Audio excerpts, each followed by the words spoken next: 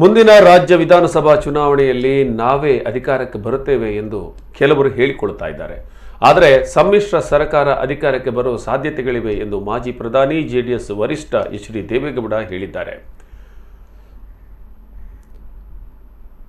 ಕಾಂಗ್ರೆಸ್ ಅಥವಾ ಬಿಜೆಪಿಗೆ ಹೆಚ್ಚು ಸ್ಥಾನಗಳು ಬಂದು ಸ್ಪಷ್ಟ ಬಹುಮತ ಬರದಿದ್ದರೆ ನೀವು ಯಾರ ಜೊತೆ ಹೋಗುತ್ತೀರಿ ಎಂಬ ಸುದ್ದಿಗಾರರ ಪ್ರಶ್ನೆಗೆ ಪ್ರತಿಕ್ರಿಯಿಸಿ, ನಾವು ಜಾತ್ಯತೀತ ತತ್ವದಲ್ಲಿ ನಂಬಿಕೆ ಇರಿಸಿಕೊಂಡು ಬಂದವರು, ರಾಷ್ಟ್ರ ಮಟ್ಟದಲ್ಲೂ ಜಾತ್ಯತೀತ ತತ್ವದಲ್ಲಿ ನಂಬಿಕೆ ಇರಿಸಿಕೊಂಡು ಇದುವರೆಗೆ ನಮ್ಮ ರಾಜಕಾರಣವನ್ನು ನಡೆಸಿದ್ದೇವೆ ಎಂದು ದೇವೇಗೌಡ ತಿಳಿಸಿದರು. ಇಂದಿನ ಪರಿಸ್ಥಿತಿಯಲ್ಲಿ ಪ್ರಾದೇಶಿಕ ಪಕ್ಷಗಳು ಬಿಟ್ಟು ದೇಶ ಆಳುವುದು ಕಷ್ಟ.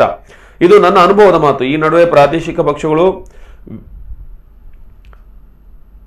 ಪರಸ್ಪರ ಒಗ್ಗಟ್ಟಿನಲ್ಲಿಲ್ಲ. ನಾವು ನಮ್ಮ ರಾಜ್ಯದಲ್ಲಿ ದೇಶದ ವಿವಿಧ ಪ್ರಾದೇಶಿಕ ಪಕ್ಷಗಳ ನಾಯಕರನ್ನು ಆಹ್ವಾನಿಸಿ ಒಂದೇ ವೇದಿಕೆ ತಂದು ಈ ಬಗ್ಗೆ 2 ಬಾರಿ ಪ್ರಯತ್ನಗಳನ್ನು ನಡೆಸಿದ್ದೇವೆ ಎಂದು ಹೇಳಿದರು. ಪಂಚರಾಜ್ಯಗಳ ಚುನಾವಣೆ ಗೆಲ್ಲಲು ನರೇಂದ್ರ ಮೋದಿ ಅವರು ವ್ಯಾಪಕ ಪ್ರಚಾರ ನಡೆಸುತ್ತಿದ್ದಾರೆ. ಆದರೆ ಅವರಿಗೆ ಪರಿಸ್ಥಿತಿ ಪೂರಕವಾಗಿಲ್ಲ. ಕಾಂಗ್ರೆಸ್ ಕೂಡ ಶಕ್ತಿಗೊಂಡಿದೆ. ಆದ್ದರಿಂದ ಪಂಚರಾಜ್ಯಗಳ ಚುನಾವಣೆ ಫಲಿತಾಂಶ ಹೊಸ ರಾಜಕೀಯ ಬೆಳವಣಿಗೆಗಳಿಗೆ ಕಾರಣವಾಗುವ ಸಾಧ್ಯತೆಗಳಿವೆ ಎಂದರು.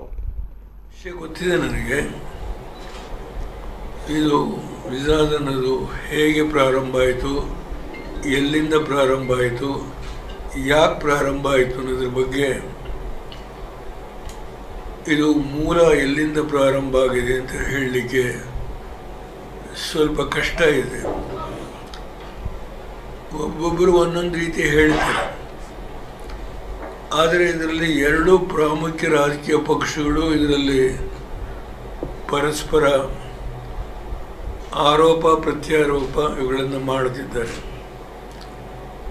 ಅಂತ ಹೇಳಲಿಕ್ಕೆ ಸ್ವಲ್ಪ ಕಷ್ಟ ಇದೆ. ಒಬ್ಬೊಬ್ಬರು ಒಂದೊಂದು ರೀತಿ ಹೇಳ್ತಾರೆ. ಆದರೆ ಇದರಲ್ಲಿ 2 ಪ್ರಾಮುಖ್ಯ ರಾಜಕೀಯ ಪಕ್ಷಗಳು ಇದರಲ್ಲಿ ಪರಸ್ಪರ